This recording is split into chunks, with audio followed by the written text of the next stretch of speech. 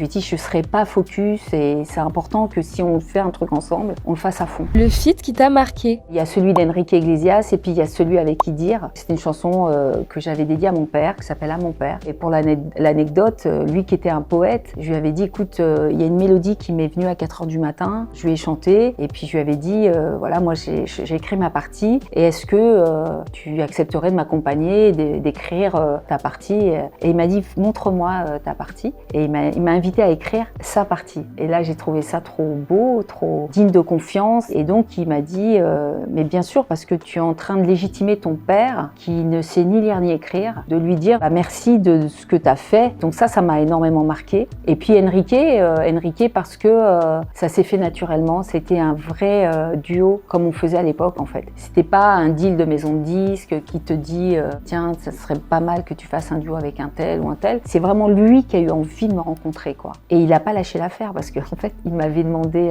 l'année d'avant, je commençais ma tournée et je lui ai dit je serai pas focus et c'est important que si on fait un truc ensemble, on le fasse à fond. Et il m'a dit dans combien de temps? Quand je lui ai dit dans 1 an, il m'a dit dans 6 mois. J'ai dit non, dans 1 an. Et 1 an après, il m'a rappelé, il était à Paris, on a beaucoup déconné et c'était du coup d'office quoi. On a fait cette chanson qui a marqué les gens aussi.